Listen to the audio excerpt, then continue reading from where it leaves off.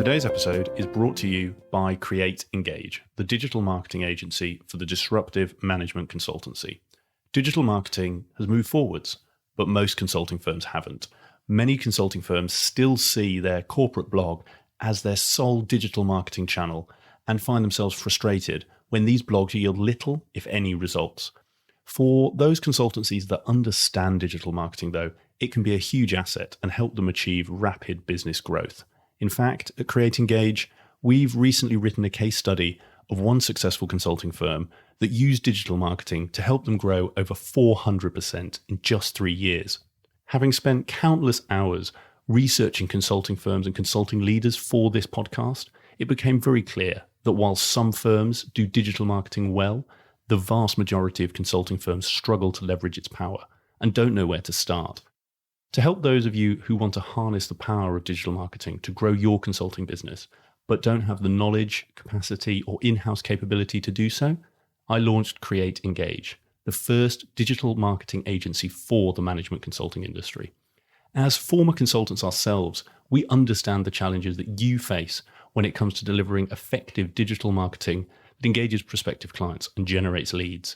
Having worked in the industry, we understand consulting buyers, what resonates with them and what doesn't.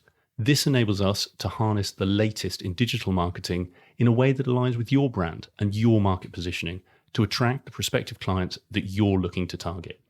We understand that each consultancy is unique and have a range of services to help you shape, implement, and sustain effective digital marketing strategies that deliver results, regardless of where you are on your digital marketing journey.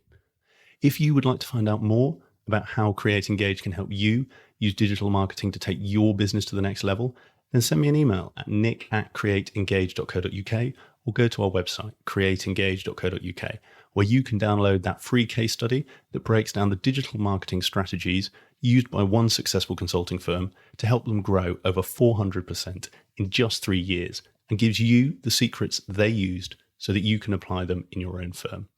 If you want to outpace your competitors and stand out in the crowded consulting market, then get in touch. We'd love to help you grow your business through digital marketing. Hi, and welcome to Climate Consulting. Today, I speak with Adrian Bettridge, Managing Partner at Baringa Partners, the award-winning multinational consultancy working across energy, financial services, consumer products and retail, telecoms and media, and central government. For long-time listeners, Adrian will be a familiar name, having made his first appearance on the show as my guest for episode 4, way back when I started this podcast almost 3 years ago. Not, as you'll hear me start the podcast by saying episode 3. For anyone out there, as I know us consulting types like, there's an inconsistency that I wanted to tell you about because I'm sure some of you would notice it. Now, for those who don't know, Baringa is actually where I cut my teeth in consulting, spending 3 years from 2012 to 2015 working as part of their rapidly growing financial services practice. Since our first interview, Adrian and I have kept in touch, and I've learned so much from him over that time. Knowing the journey that he and the Baringa team have been on since we recorded round 1, I was really keen to have him back on the show to share the next chapter in the Baringa story and dig into more of Adrian's own background and what drives him as a leader. We cover a whole range of topics in this one, including Adrian's upbringing and how his early experiences as a child set him on the path to where he is today. How Baringa Partners have been able to grow so quickly over the last 3 years and the challenges that Adrian and his fellow partners have had to overcome during that time. And Adrian's advice to other consulting leaders like you on how he's had to adapt as the firm has grown and what he recommends for others looking to emulate Baringa's success. I always enjoy catching up with Adrian, and it was great to be able to sit down with him for this round 2 interview and share all of his fantastic insights and advice with you. If you want to find out what it takes to become one of the leading firms in the consulting industry, then you'll definitely want to listen to this one. So, with the intro over, all that's left to say is sit back, relax, enjoy my conversation with Adrian Bettridge. This will be 83, so... Number 83. 80 episodes after we first talked. Well, I was number 3 first time round, is that right? You were number 3. What was that, January 2018? Yeah, so 80 episodes later. Wow. Well, why don't we just, instead of doing, sometimes I start these with a sort of hello, but as I think we're already rolling, why don't we jump into it? Sure, let's go for it. Yeah, a lot has changed. And I think today we were both saying how we listened to the last episode in preparation for this. So for anyone listening to this, we will not be covering the same content. So go back, listen to episode 3 with me and Adrian first. So today I want to cover, I guess, some topics that I was really interested in. I know some of them you've spoken to others about, but some of them I think just talk to the journey that yourself and Baringa have been on for the last 3 years. But before we go on to Baringa, I want to almost start a little earlier than we did in the last podcast, because the last one we talked about how you got into consulting and actually the sort of Accenture meetup that was meant to be a football social, that you took the wrong door to. But I'd love to almost go back further to you as a kid, because I think we see people in their role now. We don't see or hear about them as what were they like as a child. And I'd love to find out a bit more about sort of your early years, and particularly thinking about goals and where this focus and determination came from. I know we touched on that in our last episode. Do you remember when you first had a goal, what that goal was, and were you always goal orientated, or actually was it something that appeared later in life? Yeah, I think I had a goal really early on in life to play for Liverpool Football Club. I had posters of Kenny Dalglish on my wall, and the 1980s for Liverpool were the glory years. I was born in 1971, so the end of the 70s and the 80s, amazing football team. I was a red through and through. I loved Kenny Dalglish, so playing football was my passion, and where I put lots of energy after school and into sport in general, then fitness, and then starting to have goals that were more about, okay, what can I do and what can I achieve? But they were all sort of selfish, sporty, friendship kind of things. I guess my first sort of thinking about goals that have more of a work relationship to them came when I got my first job as a newspaper boy. And my kids, hate me telling this story, but, when I was 12 years old, I was getting up at sort of 5:30 in the morning, doing a newspaper round every day. And as I was working at the newsagents, delivering newspapers, the head of the newsagent said to me, "Oh, you're a pretty responsible kid. You seem to get here on time and do a good job of your paper round. Would you mind opening up the shop? And so if I give you the keys, you can open up the shop, mark up the newspapers for the rest of the boys. I'll pay you, and then you pay the boys." And then there was a fining system that he'd introduced, which was anyone who got a complaint from a customer because their paper didn't arrive, if they'd just given up on their round, it was too wet, bin the newspapers, used to get fined 50p's. So I get to keep the fines and got paid a bit extra for getting there early and opening up the shop. And so realizing that right from an early age, that getting up and having hard work and earning a little bit of money for myself. My dad was a postman. My mum worked as a dinner lady at the primary school that I went to.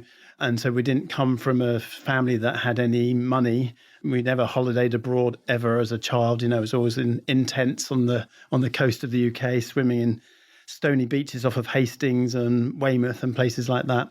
And so realizing that I needed to work, and that if you did a good job at work, people gave you a bit more responsibility, kind of got sowed that seed when I was 12, 13 years old. It's a great story, and I love that you became the managing partner of the news agents at such a young age.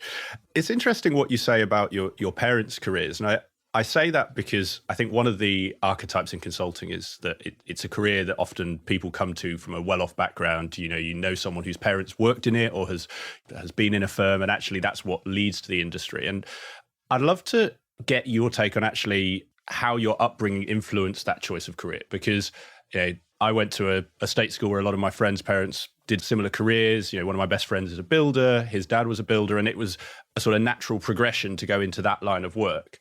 Do you remember if there were any turning points for you, or any sort of times that really stick in your mind where you made, I guess, a conscious decision to go to university and follow a slightly different line of work or career path?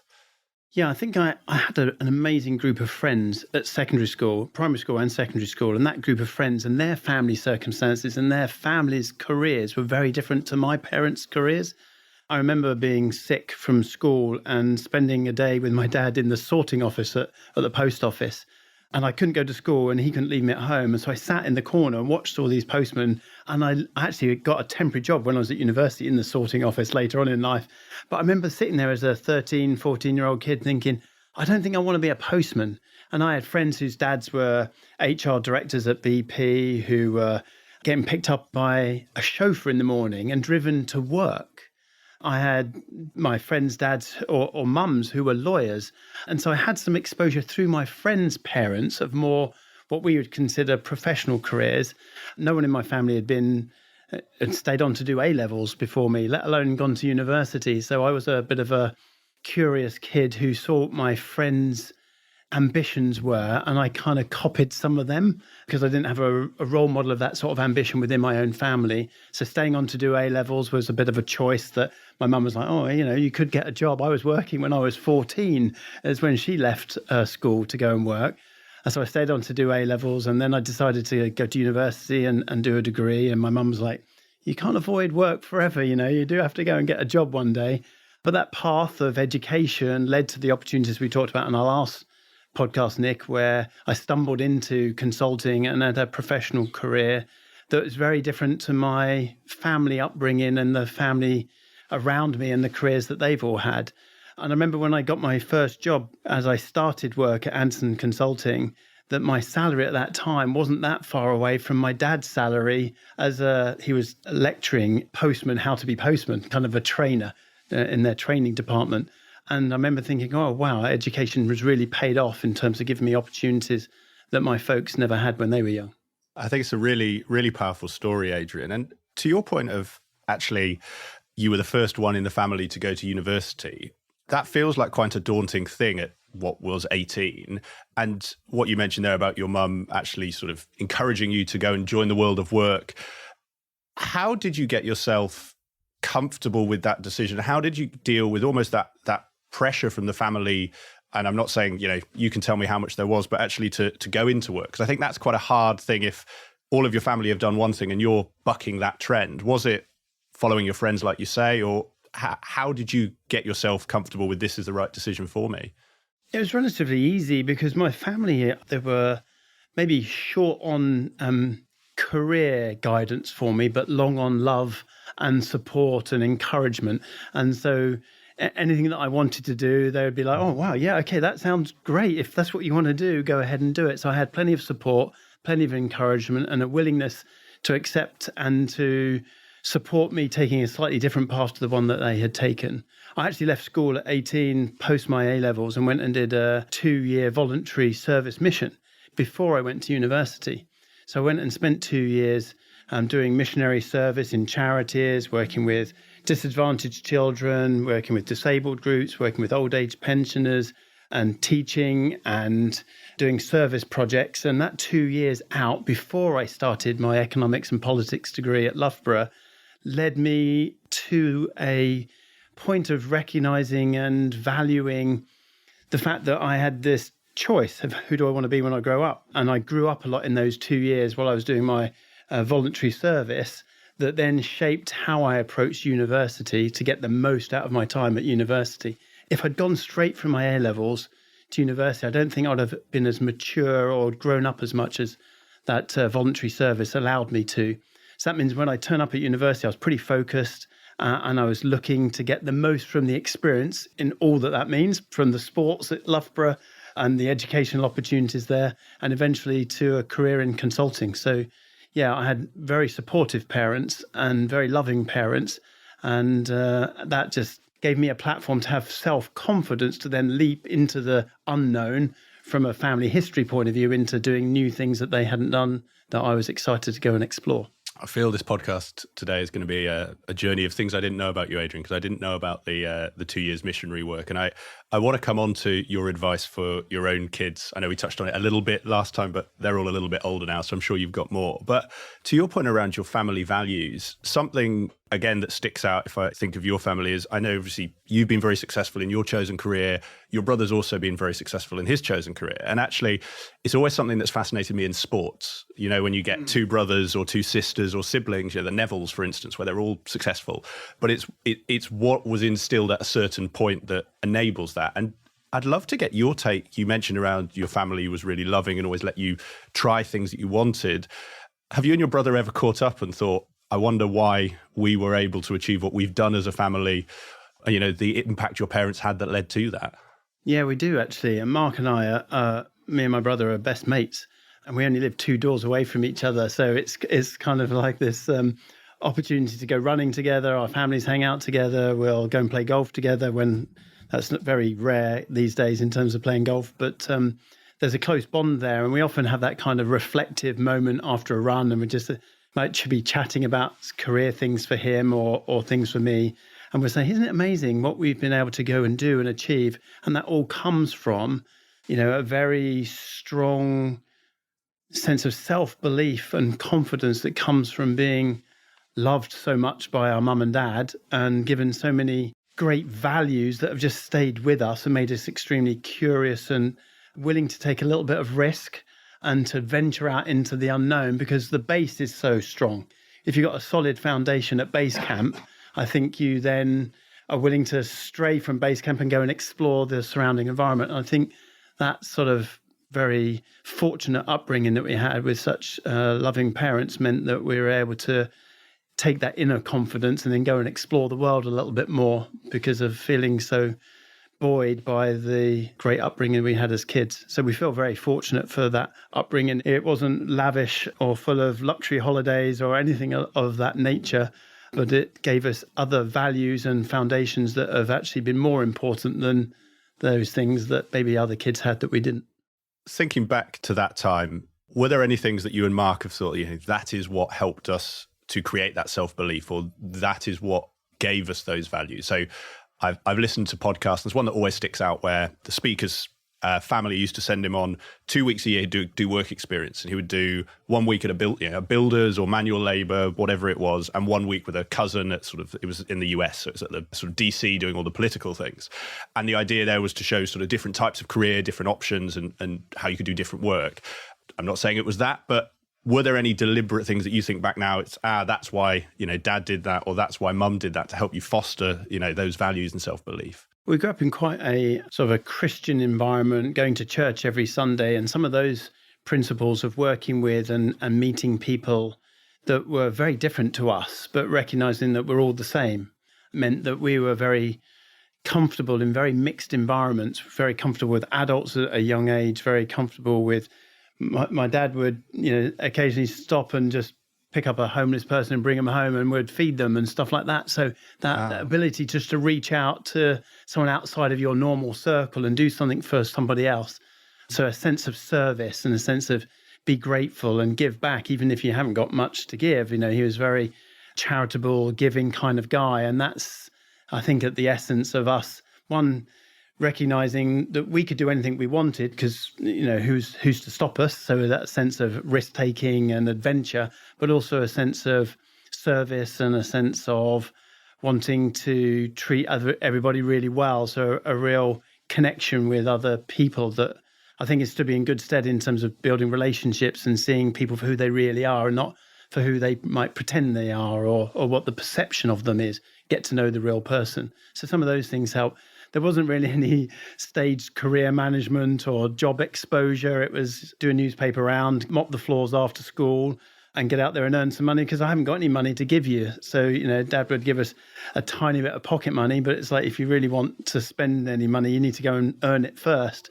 So that helped as well in terms of a bit of drive and a bit of grit to go and earn some money so we could afford to do some stuff as kids, as teenagers, as all teenagers do. So that's been really interesting part of our youth. And one of the challenges of being a dad, of having a successful career in management consulting, is then I've been able to spoil my kids and, take them on holidays. And my wife, Jen's from Australia. And, our kids have been to Australia and to America and to Europe, and they've traveled the world before they were 18. Whereas I think I left the country when I was 15 or something for the first time. And so they've had a very different upbringing to us, which is going to be interesting to see what they make of their futures. How do you balance that? And I ask this for other parents in a similar position to you, because I get listeners of all sorts.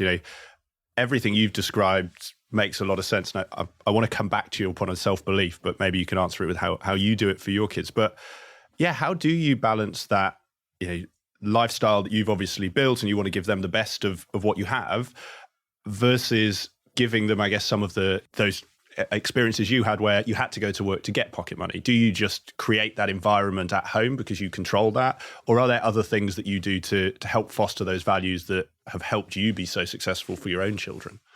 I think that's really challenging. you carry with you the script from when you're a kid all the way through your life, and you have to edit that consciously. Otherwise, you just carry it being a 14-year-old boy in your mind, even when you're a 49-year-old boy. And so I think there's some editing of that script that is required because, I'm quite a contradictory dad, I guess, in many ways, where I want to give my kids the things I didn't have, but I want them to learn the lessons that I learnt. And you can't learn the lessons that I learned as a kid if all of a sudden we're going on holidays and they've had an iPhone since they started secondary school. And so I'm caught in this contradiction of wanting to spoil them a little bit because they get to have some things that I didn't have, but also trying to teach them the lessons. So I guess we abstract the lessons and try and teach them as principles and values as opposed to force them to have a really hard existence when that's not necessary. So I think affluence and opportunities, I think affluence in particular can be a real burden for children. And I worry that maybe my kids will be more burdened by their upbringing than I feel blessed by mine. And that's a really... Why so? Well, because I think my upbringing with nothing gave me all the drive, the creativity and the hunger to go and make something of my life and make something from a brilliant foundation, but with sort of low expectations. Whereas my expectations of my kids are really high and the environment they've been have is really fortunate for them. And I think that's harder sometimes for kids to appreciate that, absorb that, and then go on and find their own drive and reason. So I think Mark Twain, he said that at 16-year-olds, my son thought I knew nothing. And at 24-year-old, I realized that my dad had learned a few things. And so I think there's this period now, I've got a 20-year-old, an 18-year-old, and a 15-year-old who in particular are going through that phase where they almost need to discover for themselves their drive and their passion and what they're interested in. I'm excited to see what they do with their lives. They're such bright, kind boys, but now they need to discover what is going to make them tick. And that would be very different to my upbringing and my choices. And I'm excited to see what they do with their life. It's a really interesting point you make around the sort of the expectations. And again, I asked this knowing you've talked a little bit about it on another podcast where you sort of talked about both at home and work, you can be a little annoying with your expectations and pushing people further than maybe they think they can go. But how do you balance that? And again, I asked this for other parents listening, or soon to be parents of, in our industry, it is one where expectations are high and at work you're very driven. And to your point, what you've achieved in your career and your life means it's possible. The big thing is once you've done something, it seems easy. And actually, how do you temper that to enable your children to find their own passions and find what drives them, as opposed to, and this may not be a bad route, but follow your route because it obviously worked for you? I think you learn that as a dad in particular. There was a lot of projection onto my kids of, well, look, I've blazed a path here. Why didn't you just follow that path? And then I think my dad didn't project like that onto me, but because of the success and the fun I've had in my career and relationships and those things, I kind of projected some of that onto my kids. And I kind of learned when my oldest two were sort of 14, 15, that actually that wasn't really how it worked. And that actually the best thing to do is to be more like a coach than like a dictator, and actually just tell them about all the things, the talent that they've got and what opportunities they have and how much you believe in them and that you are full, you are whole, you have all these possibilities in front of you. Good luck in making great decisions and in making the best of your life and of your situation that's in front of you. And I'm learning still to be less of a driven dad with my kids and more of an enabling father to just coach them into discovering for themselves. Because it's only when you believe it in between your own ears that you change your actions and your direction in life. Having someone else tell you or prescribe for you a route just doesn't really work, right? People reject that, and of course they do. And it took me a long time to work that out as a first-time dad. We don't get a handbook or a set of instructions. You just kind of have, oh yeah, that's not really working. So now I need to back off, love them to pieces, and coach them in making great choices and decisions for themselves. I think some great advice in there, Adrian. And I want to come back to a point you mentioned earlier, and you can talk about this for yourself or how you instill this for your children. But something that struck me when you were talking about going off and doing your missionary work between school and university, and actually, if I go all the way back 3 years ago, and we talked about how you have never drunk, and as you know, and others do, sort of your story inspired me to stop drinking. And if I look as good as you at 49, I'm going to still not drink. So you did a 1 year with no beer, is that correct? And have you carried that on? So I did a 3 months no beer, which turned into just a no beer. I will admit, for those who know me, I have the occasional glass of champagne. It sounds terribly pretentious, not as a sort of a Friday treat, but when you go to a wedding or something, I think I quite like a glass of champagne. It tastes nice, and there is no non-alcoholic alternative that tastes as good. But I did a blog on it, actually, probably just after our interview, or it would have been, that got quite a lot of people reading it. And yes, sort of from drinking far too much, growing up in a rugby culture and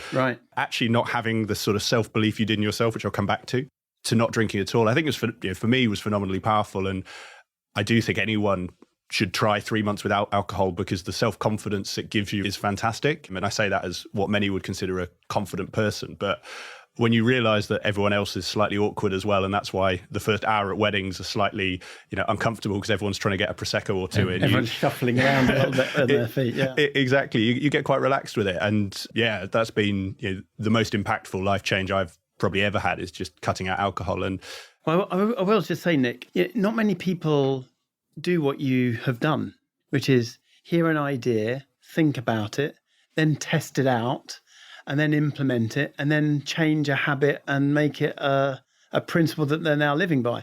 That's quite an interesting and unusual ability to take something abstract that you hear from somebody else and then implement it into your own life. So well done. I compliment you on your, not just because it's not drinking, but just that process you went through is quite an impressive process. Oh, thank you, Adrian. And I think part of that, and I'm sure we'll come on, in fact, I'd be interested to your point on self-belief. Actually, for me, a lot of that comes from when I left Baringa, started a online estate agency, which was a terrible idea. For anyone watching this, don't do that. But actually failed. And I think, that was a really powerful moment for me, because as consultants, you don't fail. And, we, as a broad group, you go to university, you get a consulting job, and failure is something that can be actually quite unnerving. When I failed and realized my family was still there, my, now wife's still there, friends are still there, they all still, love me as much. And actually not a whole lot's changed. I've lost a little bit of money, but no more than I probably would have spent if I had been working.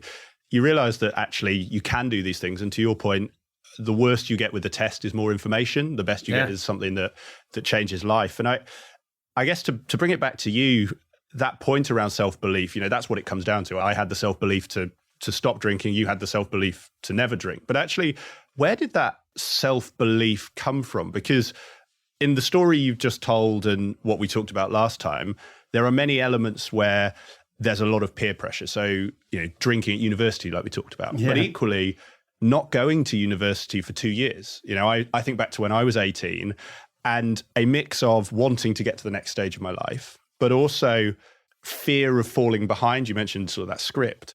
Actually was something that pushed me to it, when a year out might have been a good thing, like you say, to mature a bit, learn a bit.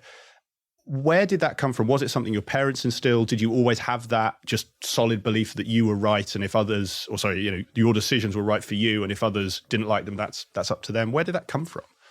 Yeah, I think it does come from that parental influence of when you feel like everything you do, your dad and your mum celebrate every achievement that you have and every step that you make, you kind of feel a little bit invincible, because you're so surrounded by a loving environment that you just feel like, okay, crikey, I must be pretty good. My dad keeps telling me I'm amazing. So I'm going to start believing that script.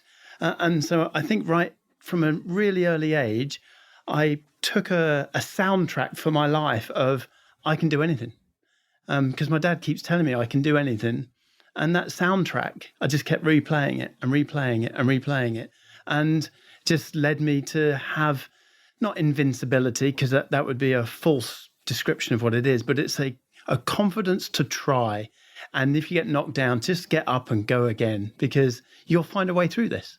And so that confidence, that self-belief came from accepting a narrative planted in my head that you're a really special boy, you're a really good lad, oh, I'm so proud of you as being my son, and, you're going to go and do great things with your life. And all this scripting and this narrative, you can either reject some of that and say, that's not me, or you can just replay it. And that soundtrack of positivity and can-do attitude and a confidence in me from someone else that then I started to have in myself, I think just gives you a great foundation to then go and experiment and take some risks and try things out in life. For anyone listening, and I'll bring this back a bit to our sort of consultant listeners, because I know our consulting parents would have got tons from this, but for anyone listening, or maybe even for those with kids, how can people instill that? I know we've talked before about your book recommendations and As a Man Thinketh, and if the answer is just go and read that, it's a short question. But to your point around, my changing of habits being unusual, I think actually having that self-belief is quite an unusual thing. Deep down, a lot of people are actually quite anxious, quite nervous, and particularly in our industry. Was it an industry made up of, insecure overachievers? There you go. I think that is true. So I was chatting with one of my friends here at work just yesterday about this topic, Nick, and I think it's about choosing the scripts that we keep replaying in our head. And there's this new book that I've just been listening to and just started. I haven't finished it, so I can't fully recommend it because I'm only in chapter 1. But I listened to the author on a podcast, and I was so impressed with him on this podcast that I went and got his book on Audible. I'm now an Audible listener, Nick, after your recommendation 3 years ago, so that I can listen to these books when I'm driving and running. And the book's called Soundtracks.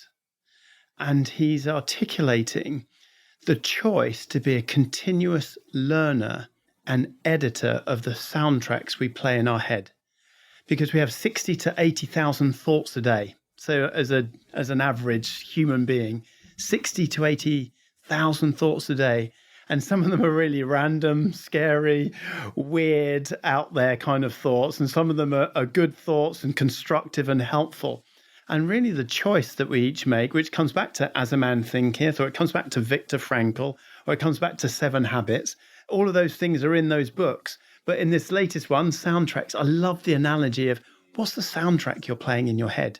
Now, I described my one as a kid that has stuck with me. But how do you do that in a consulting career? Well, for me as a consultant, the way that you do that is you shrink the noise of the imposter syndrome, and you shrink the doubting voice that's coming in one ear, and you play the soundtrack of, I learned something today, and that's going to make me a better consultant tomorrow. And today is going to be a great opportunity. I'm going to learn something new, which will make me a better consultant the next day. And so the way to survive and thrive in a consulting world, in my experience, for me, has been seeing everything that happens as an opportunity to learn, to grow, to stretch, so that when I sleep and I wake up again, I've actually learned something yesterday that I can now use today. I really like that. And can you tell me the author as well? If not, I'll look it up afterwards. I can't remember, but I was listening to it in the car this morning, but I will find it for you and tell you as we go. John Acuff, Jon, and then his second name is Acuff. Fantastic. That sounds like a great book, and I love the soundtrack analogy, and I think it is so powerful, and actually implicit in what you've just said there around how you frame that soundtrack. Everything is a learning as opposed to a mistake or a problem or an issue. It sounds like it's been natural to yourself, and I'm sure, and well, I know personally with these things, you get into that habit. But when someone says, okay, Adrian, how do I do that?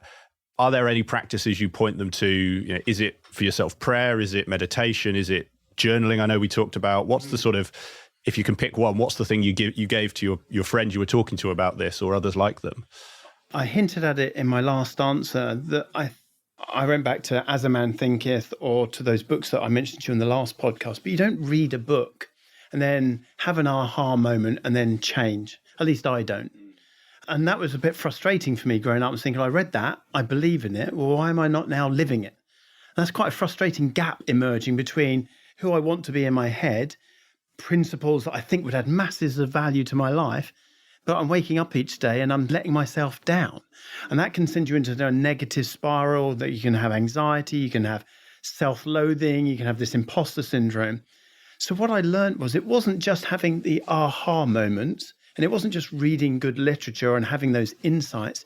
It was creating a diet of feeding my brain with good information on a very regular basis. Just because you had a healthy meal doesn't make you a healthy person. So it's actually the habit of listening to podcasts, the habit of reading new books. Now, what I'm going to learn in this soundtracks book, which I'm only on chapter 1, might be exactly what I learned in As a Man Thinketh, which I read 25, 30 years ago. But this guy is saying it in a different way, in a different time, using different analogies, using, instead of old language, as a man thinketh, he's coined soundtracks as a phrase. It might be teaching me exactly the same principle. But what am I doing, Nick? I'm feeding my brain with positive, stretching stuff that's fueling me to be healthy, mentally healthy today. And if I don't feed my brain over the next month, my brain's probably going to deteriorate in terms of my mental health and well-being.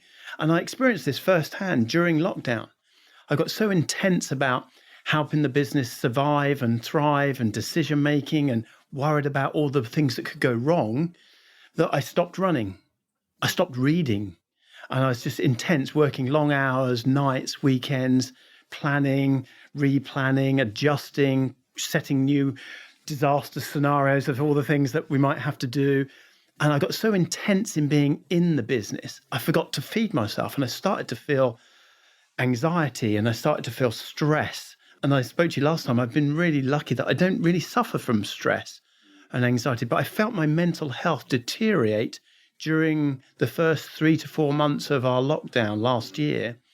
And I kind of caught myself with thinking, well, you haven't run for a month.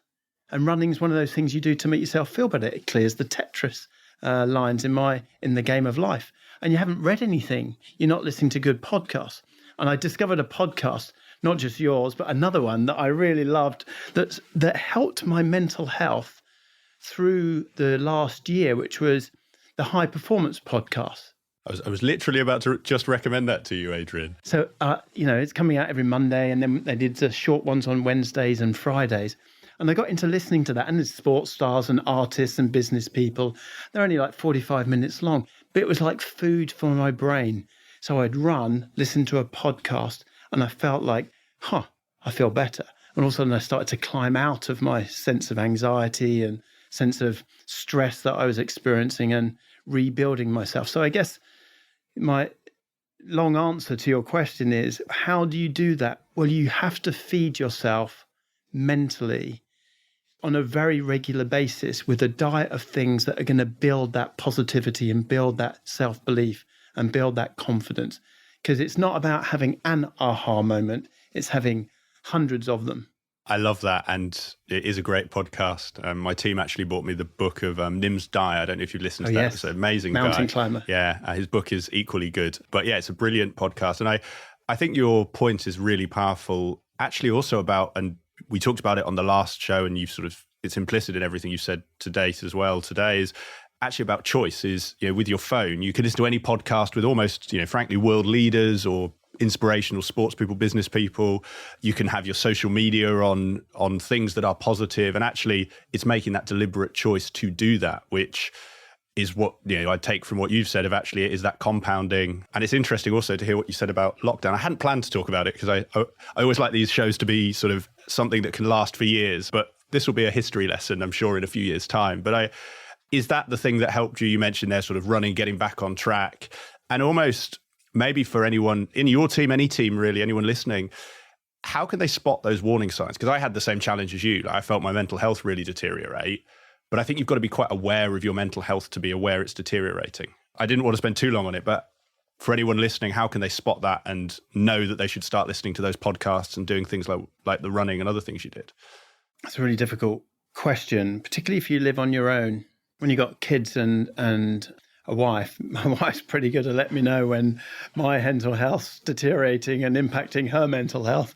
So there's a good, nice feedback loop there that kind of hits you in the face at times. Like, oh yeah, okay, yeah, I have been really grumpy, miserable sod for the last a couple of weeks. It's time for you to get out of that office and actually sit and have dinner with your kids, and perhaps you and I can go for walk the dog together, and you need to get out of there. And so she was calling me out on my sort of poor behavior and poor work-life management and processes.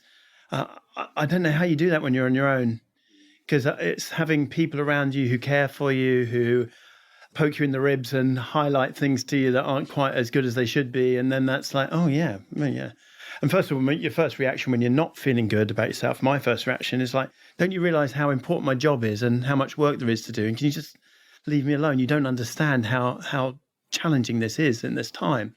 And then even feeling self-justified for having a bit of a rant, but then on reflection thinking, oh, I let myself down there. Why am I? So it's actually my own reaction to being called out that was the trigger for me. It's like, crikey, that's not who I want to speak to my wife. So, maybe there is something, maybe she's got a point. Right, yeah, why haven't I done these things? So then you kind of put back into practice some of the things that you know have helped you in the past, just on blind, I'm reaching for straws here. They used to work in the past. I hope they work again. So you go back to some of those habits that you used to have, and they did work. And then all of a sudden you start thinking clearly again, have a bit more headspace to do that. So if you're on your own, I'd say talk to people. You got to call it out early.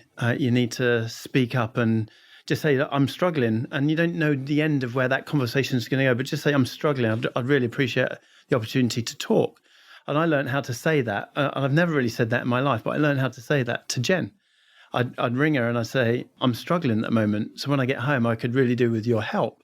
And asking for help is not something that I was particularly good at in that way. And so reaching out and just sharing how you're feeling. I used to like to share how I was feeling if I knew where that whole conversation was going to end. But sharing how you're feeling and not knowing what was going to happen next was new for me. And I'd encourage anyone who is feeling the blues, out of rhythm from their usual self, to just speak to anyone, a colleague, a friend, a family member, and say, look, I'm struggling at the moment. I could do with just chewing this over with someone.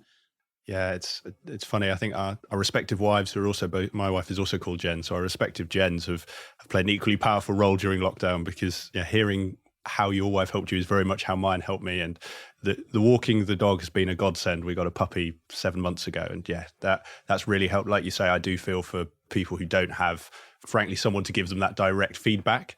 But I think great advice there. And I'm going to hold myself back coming on to what you talked about there around being able to have those conversations, because if time allows, I want to come back to more of sort of your leadership style and how you've developed. But I'm very conscious that we've kept in touch since the last podcast. I know a bit about the Baringa journey. Obviously, we're sitting in your new office. That's very nice, I must say. But actually, it'd be great to turn more to the firm and dig into a few things that I think are very unique to your journey, the firm's journey. And if I'm honest, giving advice to our listeners who are people growing firms like yourselves, and I know that others in our industry look up to Baringa as the sort of, that's the vision they've got. And I'd love to dig into some of that. But almost maybe to start us off on sort of the next chapter, it's been 3 years. What's been happening? How has the firm changed? Where are we now? How big are we? For my listeners, could you just give that overview of where we are? Yeah, I mean, Baringa has 90 partners in its partnership, about 1,000 people working for the firm. We've got a thriving business in Sydney now. Pete Sherry down under and the team there are just doing an amazing job growing our business in Sydney. Christian and the team in Singapore are doing an amazing job growing our business in Singapore, which is probably new since you and I last spoke 3 years ago. Yes, it would be. Our team in the US are growing. We've got 25, maybe 30 people now in the US, with Brad and Ben and Sabina, who joined us recently to help us grow our US business in FS in New York, and then Shep and some other new joiners joining in our energy practice to build in the North American market. And we'll also be launching our business in our products and services industry in the US in the coming months as well. So a growing North American presence and a continually evolving and growing business in Europe with Ollie and Alpi and Anami in Belgium and in Germany, building out our Northern European business. And then in the UK, we seem to go from strength to strength. We've been building out our energy and resources practice, our financial services business, our products and services business. And then since we spoke, we launched our government practice. So we started a government practice about 2 years ago, and now we have 30 plus people in our new central government advisory business here in the UK. So it's been an incredible journey from the about 45 people who are in the business when I joined in 2007 to about 1,000 people today. So it's been an adventure, and it's a privilege to be part of such a successful, fun and friendly firm. Wow. A lot has happened. I think, I'm trying to think about, I would have left in 2015. So I think the team was probably only 350 then. So it's certainly grown a lot. And even since we last spoke, Adrian. I know, it's like when you leaving was like a catalyst for our growth, Nick. Well, I won't be offended, but I've been told that in other environments. So maybe it was. But on to better and bigger things, I know. You've sort of teed me up quite nicely there for everything from what's gone really well in that time to what I guess have been adventures you've tried, to our point around habits, things you've tested out and haven't worked. And I'd love to I'll ask both questions. You can take them as you want. That's a fantastic growth story. There'll be some fantastic highs, but there'll also be some lows and challenges. And I hate focusing on it because it sounds negative, but it's where people learn the most. Of maybe start with the challenges. What have been some of those biggest challenges for yourself and the team? And thinking back, how were you able to overcome those? I think there's in any of these sort of stories that you hear about firms, you see that kind of straight line growth, and underneath that is a whole roller coaster of ups and downs. So I don't want anyone to think that's been easy. I want you to think that it's been a straight line extrapolation of growth. The challenging elements of this are around finding the right talent and setting that talent free to come and express themselves and build a business in their image, which is our strategy. So our strategy is hire the best people we can find, with deep content, subject matter expertise, who are kind, who are real decent human beings, who just make strong personal connections with clients and with their teammates and operate as a we rather than an I. So we're not a very good business for that kind of hero culture, which you sometimes see. It's much more of a team-based environment. And in building a business and attracting that talent, sometimes you get that wrong. And sometimes you hire people that don't fit, and they join with what appears on the surface to be we and team, but actually a little bit too I and me, and they're not great team players. They're not that collaborative. Some people who join from bigger organizations will join us and they'll think, well, there's a lack of brand or structure in Baringa because we're quite entrepreneurial and we keep some of that quite loose, and they struggle to transition into our business because all the infrastructure support they had in their last firm doesn't exist in Baringa. You need a lot more initiative.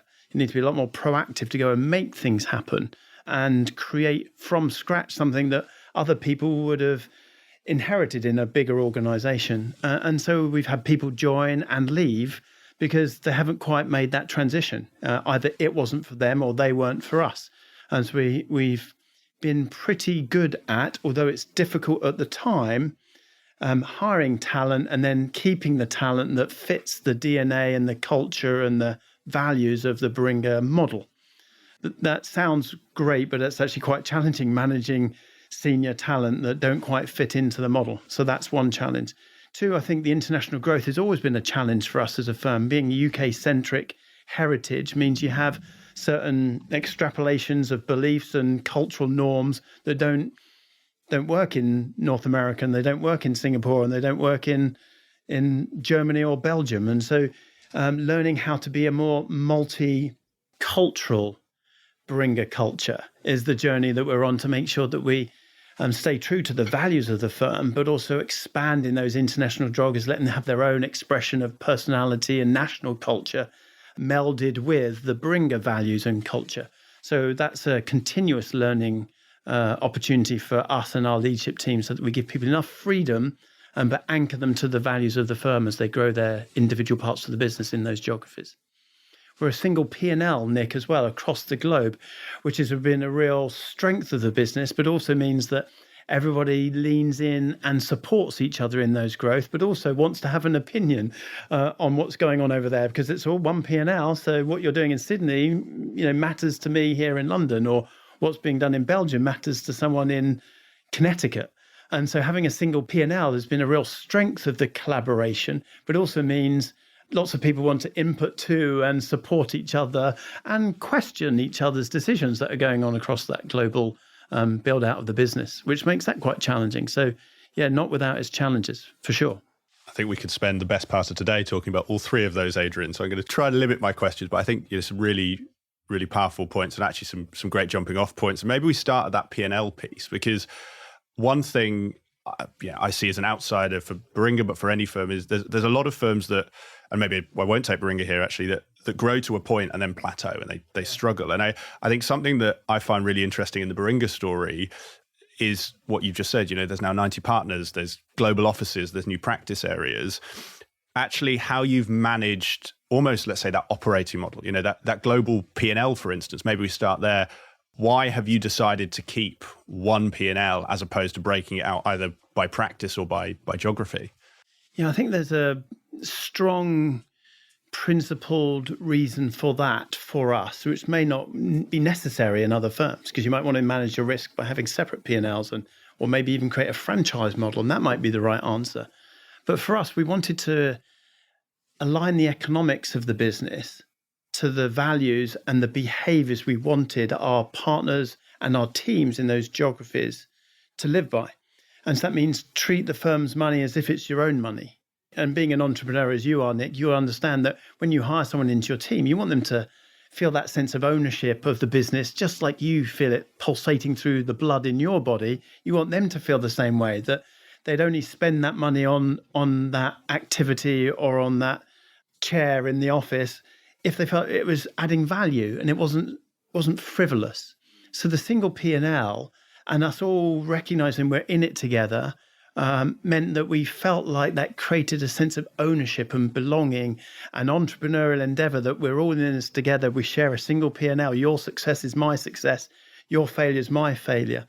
And so it meant that we are highly collaborative across the globe to support every bit of the business, knowing that if it fails, it's kind of our fault and our responsibility to lean in and do our utmost to make that person and that part of the business a success.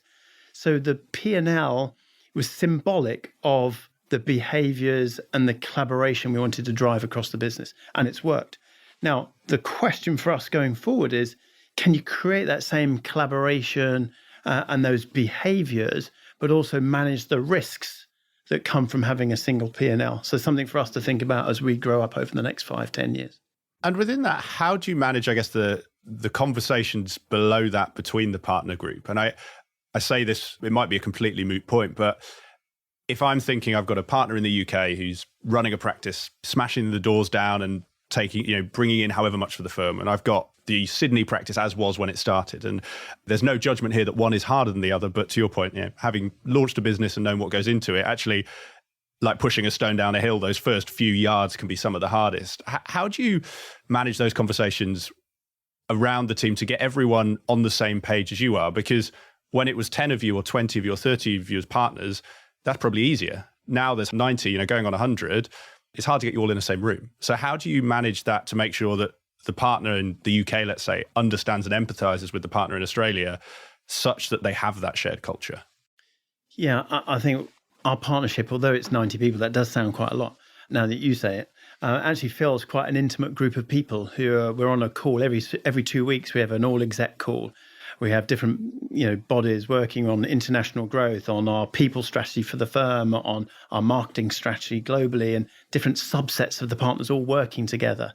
And so the internal roles that the partners take cut across their industry functional area that they're selling in the marketplace. So there's lots of reasons to connect, to have empathy for and support for each other across the way that the firm is organized and run. And as a partnership, we're a little bit old-fashioned. We still vote on stuff together. So we'll say, okay, that's a really important decision. We should have a partner forum on a Thursday night. We'll get all the partners on a Teams call. We'll have a debate and someone will put forward a proposition, and then we'll say, right, we're going to have a vote on that as a partnership group. And so we use those traditional mechanisms of one hand, one vote, and let's get in a room and debate it out and see if we convince people that it's the right thing to do to expand the business into Singapore or whatever it may be. So it's that collaborative, team-based philosophy that then is underpinned by governance and groups of people working together. So they've got lots of reasons to trust each other, and then a formal process of voting on our decisions as a partnership. that means that we stay pretty joined up. I'm sure it could be better, and I'm sure that at times people feel like they didn't quite get what they wanted out of that debate and that decision. But things are reasonably transparent and open and debated and voted upon as a group.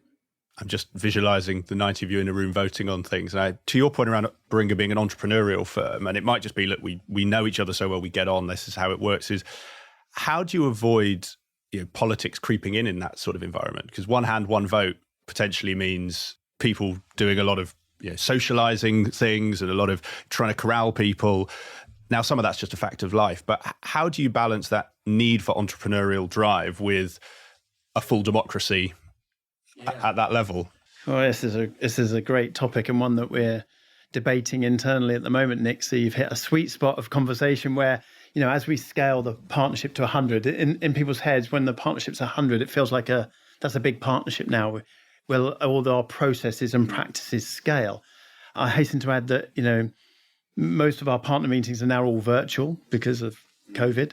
Most of our voting's just you get an email and you click on a link and you just go and vote. And so I think the trust that exists within the partnership is one of the things that astounds me.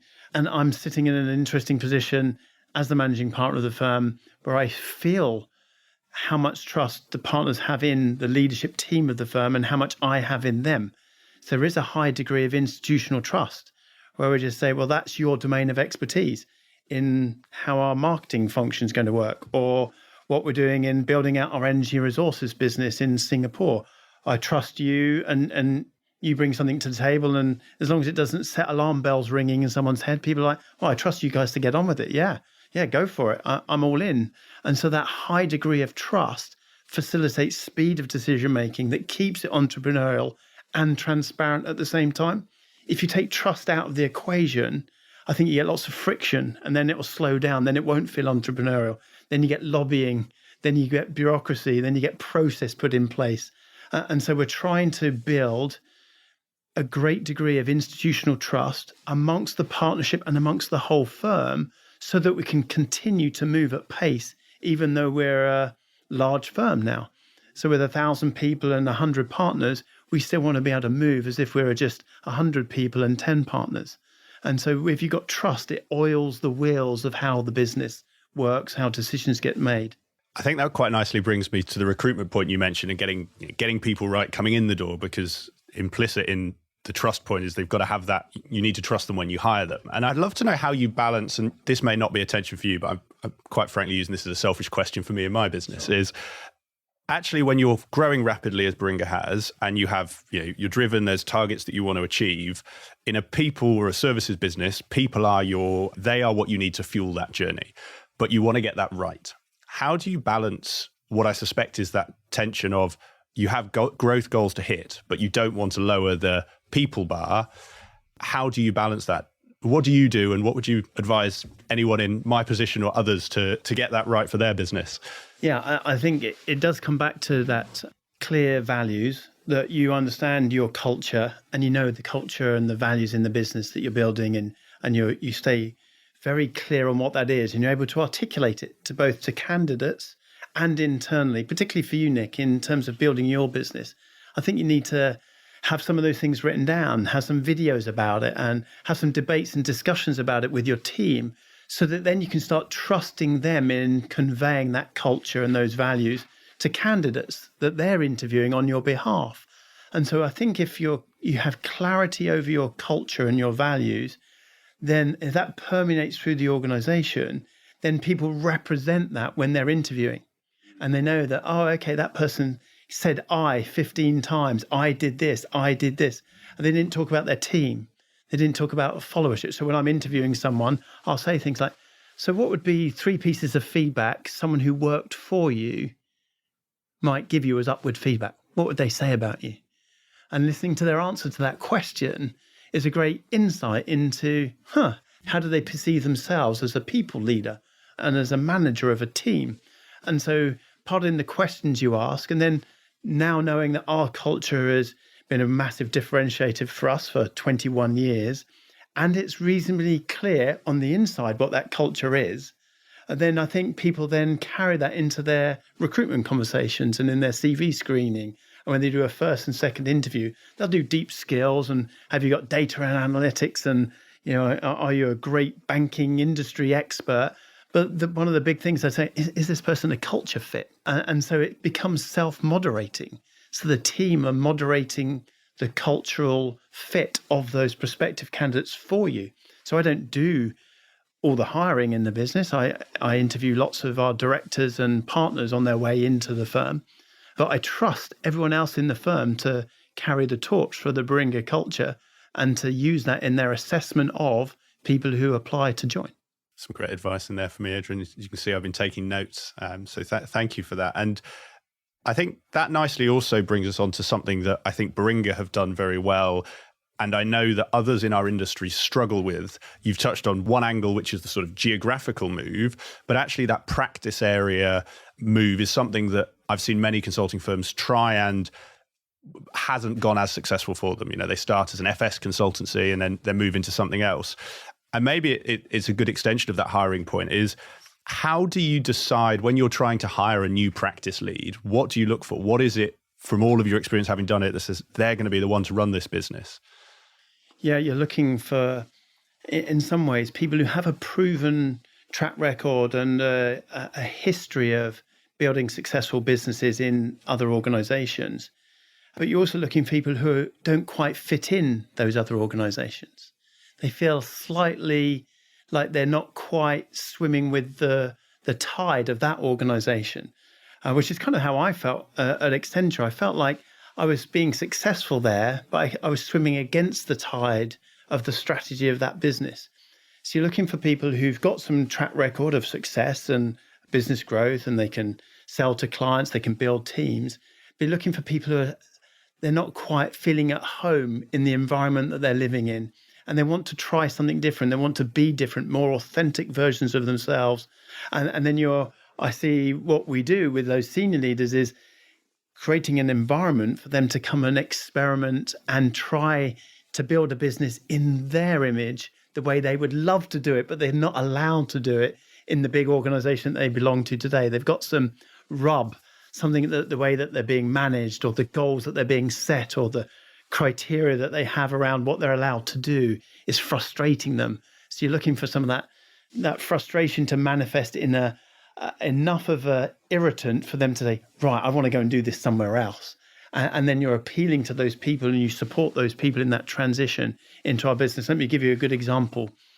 Building our government practice, Graham Swan and Sarah Ashley, who joined us to build out our government practice, were just clear from day one at what great people they were, how much integrity and authenticity they had around their personal values, the way that they talk about people and manage people, the high esteem they were held by the clients that they had worked with. And we said, well, we hadn't planned on building a government practice, but with these two joining us, that would be a massively exciting thing to do because it's advising more strategy in the government space. It's not the bit of government work that we weren't interested in doing. It's right in the sweet spot and analogous to the type of work we've been doing in our other industries, and finding two great leaders with that kind of cultural fit just became an obvious, let's do it. For 10 years, we were saying we don't want to build a government practice, yet we met two leaders who have such a great fit with the Baringa culture, great pedigree, and a bit of a rub from what they were doing in their previous organization. It's like, great, get them in. Let's go and build a business around these two individuals. And that's just been incubated within our current business and has just grown fantastically over the last 2 years. I'm going to keep with that. I didn't appreciate that the government practice was not quite chance, but as you say, it happened on the two partners to lead it and sort of the rest took off. But actually, how do you create the environment for a practice like that to be successful and people like that to be successful? Yeah. You met these two and thought, actually, let's give it a go. But I'm sure there were structures around it to ensure success. So what are those structures that you've put in place to give central government, but your other practices, that best chance of success? Yeah, we have a principle of incubation. So we incubate everything that we do in a more established part of the business. So the government business was incubated inside another part of our business, where the working practices, the culture, how we do hiring, how performance management is done, how we do commercial negotiations with client. All of those processes and working practices were shared because they sat inside for the first 2 years of their existence inside another business, so that they can learn by joining all the leadership calls every Tuesday night. They're involved in all of the staffing and the moderation and bandings and performance management. They're just learning how Baringa works, not as an island out there through theory, but they live it for the first 2 years inside another part of the business. And that way we get great, almost by osmosis, they assimilate the Baringa way of doing things into the way that they then do things. Complicit in there is quite a long-termist perspective. And if you're giving people 2 years to start a practice, you're presumably comfortable that in 2 years it might not work. And how do you get everyone comfortable, or how have you and the partnership got comfortable with that long-term perspective? Because again, it's in a world where we focus on quarters and years and growth, that long-term perspective is quite unusual. How have you and the team fostered that and become comfortable with it as a leadership team? I think it's part of our DNA, and it sits at the heart of who we are, which is we're very, very long-term focused as a business. We talk about 10, 15, 20 years in front of us of what we're trying to build and grow together. I lived in a business that was very short-term focused, that would have quarterly earnings calls and profit rallying around. We need to squeeze some more profit out this quarter.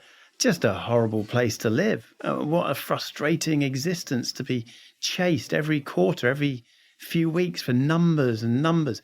Whereas we've set out what type of business do we want to build. And when we were hiring Graham and Sarah, it's like, this is what we're going to do for the next 10 years together. So we set out like a 10-year strategy for the work that they would come and do and build with Baringa. And so that long-term focus is in our DNA. Part of being an LLP, part of being a partnership is recognizing that our structure as a partnership rewards you whilst you're in the business.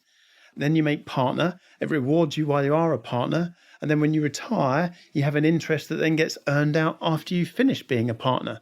And so everyone's commercial and their reward feedback is around, are you building a long-term sustainable business for the firm that will exist after you've left? And so that thinking permeates everything we do, which means we don't react to short-term opportunities or failings in an overreaction kind of sense. We take that long-term view. So when COVID hit, for instance, we said the first principle that we came out was, well, we're not going to let people go. We're going to hold on to everyone's jobs, because the long term is we need all these people. They went through all our hiring process. We know they're super talented. So we want to keep the team together. It was the number one principle on the playbook for how we respond to the COVID situation is keep the team together, regardless of what we need to do to make that happen. So it's that long-term thinking that informs all of our decision-making. Now, of course, there are short-term pressures to get a proposal in on Monday. You've got to work all weekend to get it done. So there's lots of short-term pressure that comes from clients, and being in consulting, we're full of all of those pressures as normally. But underneath all that is a long-term ethos for the strategy of how and why we're building the business. I really like that. And I'm going to ask this question just because, again, I know of people who've tried the practice building and bringing someone in, it hasn't worked out. And ultimately, that will be because of the opposite of what you said. They haven't fitted with the values, they haven't been right. But I asked this will be sort of the last question on this topic, but really as a practical one, because as consultants, we're all very good at selling ourselves, we're very good at explaining, we're good at reading each other and giving the person in front of you what they want. But actually, if you take sort of that's the positive edge, what are some of those things that you and the team have done to really dig into whether these people are right? And I say that as, if someone listening to this is thinking, I'm going to open a practice, let's say they're a smaller firm, Baringa as it was when you joined, they opened the FS practice with you almost. What are the things? Big risk. Yeah. Well, exactly, Adrian. And, it's paid off obviously for the firm, but how would you advise someone else to really get under the skin to make sure that person that's in front of them that's feels like a brilliant fit really is the right person to lead that next part of their business? Yeah, I think both in the recruitment process and when you're now in the firm building that practice, there's a real necessary ingredient of absolute brutal honesty that makes it more likely to be a success. So when I'm interviewing partners from maybe one of the big four, and they talk about their career journey and they explain things in the language of which they've had at the big four. And I say, oh, that's brilliant. I'm so excited to meet you. We're excited to explore this opportunity together. And then through the conversation, as we progress, I find an opportunity to say to them, things are really operate quite differently here at Baringa. Let me share with you what that's going to feel like. You're going to have less brand presence in the marketplace than you're used to. And that's going to be difficult because you might introduce yourself to a client and they go, who are Baringa? And you'll be like, oh, I've never had to answer that before when I worked at one of the big four. Also, the expectations of a partner here are that you work on client projects all the time. You're selling, delivering, leading our teams, helping our teams do a brilliant job with their client. You don't have an office. There's no office for you to go into. You're not going to have loads of internal roles that help you just make yourself look busy with grand internal titles like global head of administration, blah, blah, blah. None of those exist in Baringa. So you're going to be measured for how well you deliver great client work with clients. So do you want to do great client work? Because sometimes some individuals in those larger organizations see their progression is to get away from client work. And the progression in Baringa is to spend more time with clients and coaching the next generation of people to develop their expertise and their professional disciplines and deliver even more value for clients. So our partnership team are focused on clients, which isn't always the case. So it's about being really honest and saying, this is what life's going to be like when you get here. It's going to feel a little bit lonely. It's going to feel like you're working for a brand that doesn't have the same cachet that your current brand has. Maybe. I think today, being 1,000 people and the growth we're having and the awards we're winning, I think our brand is on a meteoric rise to take its rightful place alongside the McKinseys and the big four of this world. And I see our brand emerging to take its rightful spot. But that hasn't always been the case. So you've got to be prepared to roll up your sleeves and get dirt under your fingernails and get out there and make it happen. And that isn't always the case when you work for a larger organization. So that honesty on the way in helps prepare them. But then the honesty once they're in the business, like, oh, great first 6 months. I went and spoke with the team and this is the feedback for you. You're a little bit too much like a partner from one of the big four and not quite enough like a partner at Baringa. And they go, oh, what does that mean? I said, well, that's what we need to find out. So what do you think it means? And actually giving them real feedback from the team that they're working with. And so it's that assimilation of new partners into a business that's establishing that they're leading, but giving them quite honest feedback about the journey that they're still on in fully acclimatizing themselves to building the business in the Baringa way. I really like that. And it reminds me, have you read Principles by Ray Dalio? By any chance? Love that book. So a lot of sort of parallels there, but I think some really good advice. And for anyone listening, just those honest conversations are key things to have. I'm very keen to turn to yourself as a leader and for any leaders out there. And we touched on at the start, obviously, your upbringing and your values. But actually, and it's something that has always stuck with me since one of our Baringa events, going back to 2014, it was Bronick from Hiscox. And I always say, because I like to say when people have had an impact on my life, and it's sort of actually his talk had a lot of impact. And one thing that stuck with me, he mentioned obviously the growth of Hiscox and how as a leader, Hiscox has grown, let's say it was 200% at the time. And he made the point that to be the leader, he has to grow his leadership style, his skills, 200% to match. And now I know we've talked before that managing partner is the first among equals. So I appreciate some of the answer might be delegation, but how have you done that? The firm has grown, it's grown threefold since I left. It's grown just shy of 100% since we spoke 3 years ago. How have you had to evolve your leadership style and what are some of those deliberate and conscious things you've done to do so? Yeah, I will start with the point that we touched on last time around the role of the managing partner. We're 90 partners and 200 directors in this business. That leadership responsibility and accountability for leading the firm, growing the firm, managing our risks as a firm is shared across that whole population of people. I have a real privilege to do the role that I do, but it's in conducting the choir and leading the choir. I am not the choir. And so it's a real privilege to work with such talented people. So part of the answer to your question is one, that I am just the first amongst equals, and the partners that I work with in this business are the best people I've ever worked with, full stop. I mean, just incredibly talented leaders in their own right, in their deep content expertise, the people leadership that they demonstrate, the ambition and entrepreneurial endeavor that they bring to the table means that we have so many pockets of talent in different business units, in different geographies, in different capability areas that are driving the growth of the firm. And what we've created as a leadership team is an environment where they can thrive, where they can go and do their best work, where they can be successful, not constrained by bureaucracy or stupid rules that constrain their entrepreneurial endeavor to meet some internal hurdle thing that they need to do. So all of those things, I think one of the keys to our success, Nick, has not been introducing stupid rules and not introducing lots of bureaucracy. So it's in some things we haven't done that have allowed that leadership talent in our partner and our director community to go and build business areas in their own image successfully without being chopped off at the knees by the organization that hired them. So some of our greatest success is what we haven't done, but most of our successes come from super talented people in that partner and director and senior manager group who are the lifeblood of the growth of the firm. Does that answer your question?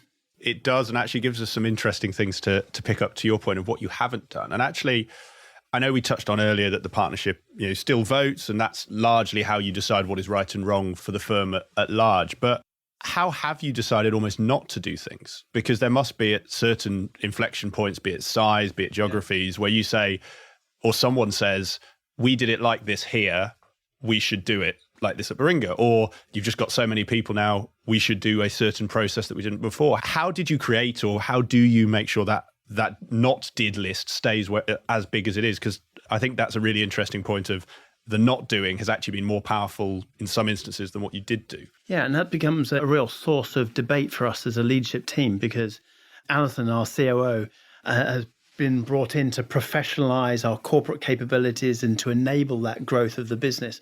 And some of that are clearly that we needed to make some improvements and investments. We've moved office, as you've seen.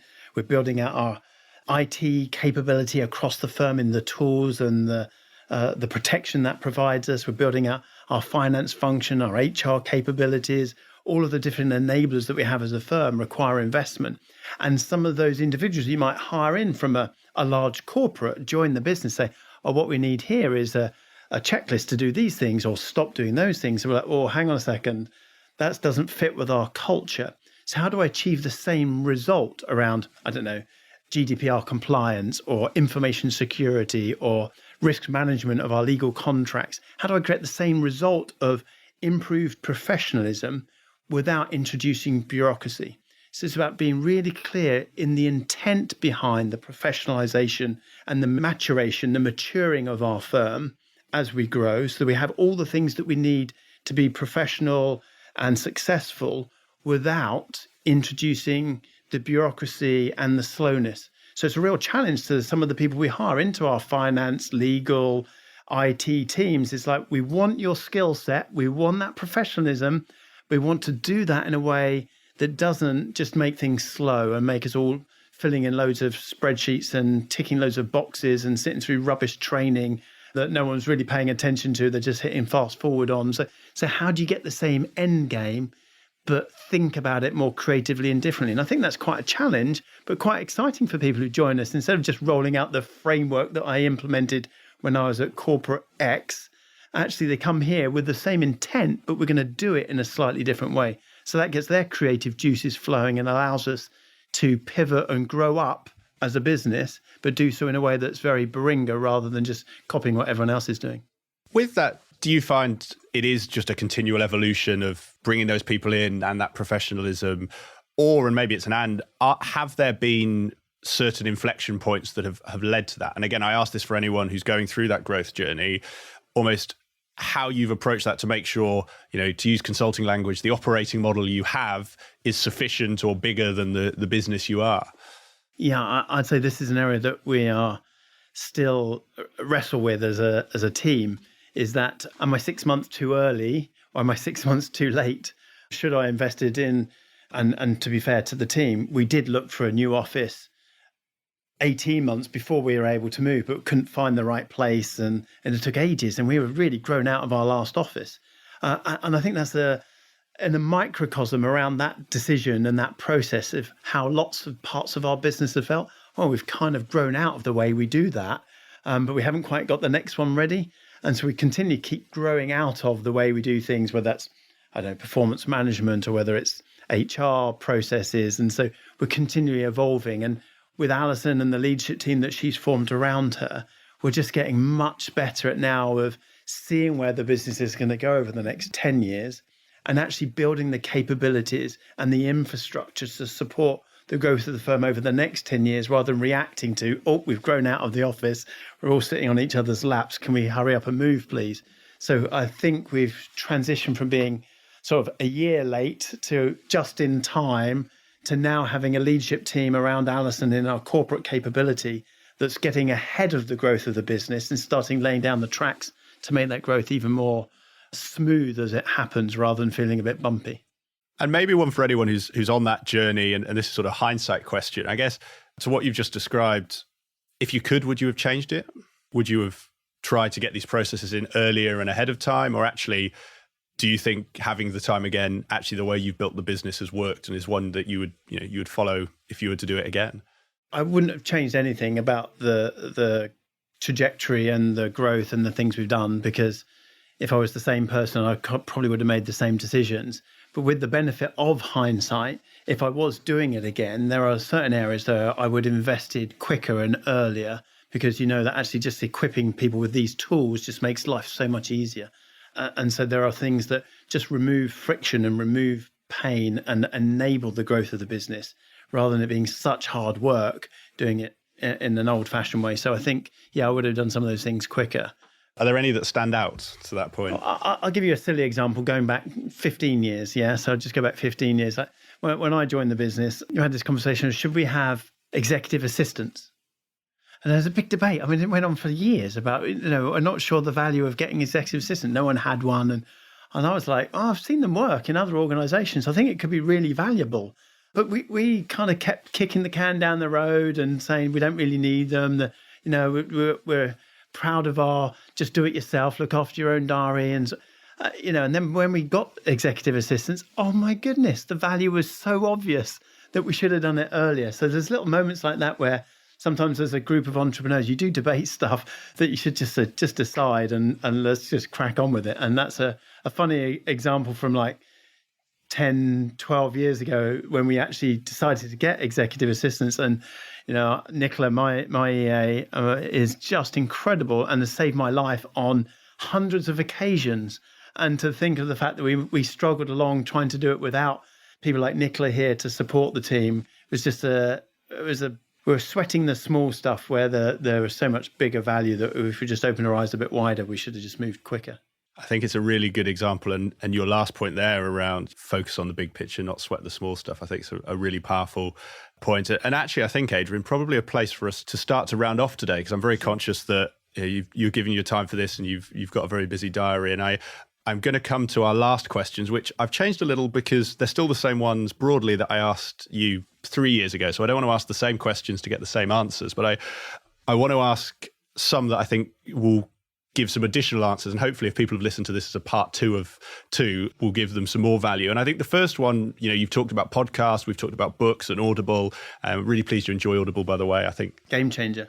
Well, it's just the ability to listen to things when you're on the train or driving or walking. It's fantastic. And like you say, we're looking at your bookshelf next to us. There's so many great ideas that have been written down. So many great people who have done things that have written down how they did it. And I think more people should learn from those. But I think one thing that struck me when we last spoke is you mentioned every year you give the partners a book. And it's been 3 years since we last spoke. So I'm going to ask this in one way and take it how you wish. But the question is going to be what are the 3 books you've given over those last 3 Christmases and why? But if there's an even better book that you've given since, I'd love to hear that too.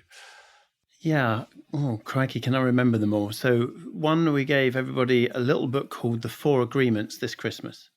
So The 4 Agreements, in fact, you can grab a copy just there and you can see the author just down, that's it. And that was a really interesting, very thought-provoking book that I gave to each of the partners around 4 agreements, which I'm going to struggle to make sure I remember them. Don't take things personally. It's not on the back, but I'll have a look. They're chapter headings, but I want to make sure I get them in the right order. So, yeah, first one, be impeccable with your word. The second, don't take anything personally. The third one, don't make assumptions. And the fourth one, always do your best. And those 4 agreements and the principles behind them, and it's a kind of a story metaphor in the book, actually really resonates with our leadership culture and with the culture across Baringa. Be impeccable with your word, mean what you say what you mean, be honest, be kind in the way in which you communicate. Don't take anything personally. This is not about you, it's about we. This is not about if someone says something, be curious about what they're saying. Don't take it personally. Don't let your emotions get in the way of a learning opportunity. So actually dive a little bit deeper. Don't make assumptions. Assumptions are the mother of all disappointments, so make sure that you aren't assuming stuff. Go and do your homework, do the fact checking, get the data to support your decision making. Don't make too many assumptions, and then always do your best. That's classic Baringa phrase: be kind, be curious, be great at work. So you're here to just give your all and do your best. So that was Christmas 2020. And the book the year before, I learned lots of feedback from the partner team around the book. Half of them said I don't read them, and I'm sure the other half give them to charities or hand them off and re-gift them to somebody else. But I got a clear message about make them smaller. As so the one the year before was a tiny, tiny, thin book called The Flywheel, which is like an extraction of the chapter from Jim Collins, Out of Good to Great, and then expanded this flywheel principle into just a very short book. And it's a similar time as we are 1 year into our 3-year strategy, where we have a Baringa flywheel and we use some of Jim Collins' thinking to shape our strategy. And so we got all of them, the book called The Flywheel, and it's just an easy read, but a great reminder of how everything we do has consequences. It's about building momentum. And with momentum, you can really go places as a business. And what's our job as a leader in creating that momentum in the Baringa flywheel? So those are the last two Christmases. I love them. The 4 agreements I haven't heard of, so I will get myself a copy. The flywheel, actually, yes, I was gifted by a former podcast guest, a friend down in Bath called Dave Kelly, who gave it to me. And since I bought the Good to Great as well, it's a fantastic little read. And yeah, it's interesting to hear the feedback that you got from the partner group. The 7 Habits isn't going to be on the next Christmas list, I take it. They need to be small books now. The best one, actually, on that point, I'll find the link and send it to you, because it's either called The Art of the Doer or The Path of the Doer, but it's almost a flip cartoon book, and it's about 10, 15 pages, but it's sort of as an inspirational read, to your point around, filling your soundtrack with good things. It's one of the best little pick-me-ups I've read. So I'll dig it out and send it to you, because if your partner group wants smaller, not bigger, it certainly fits the bill.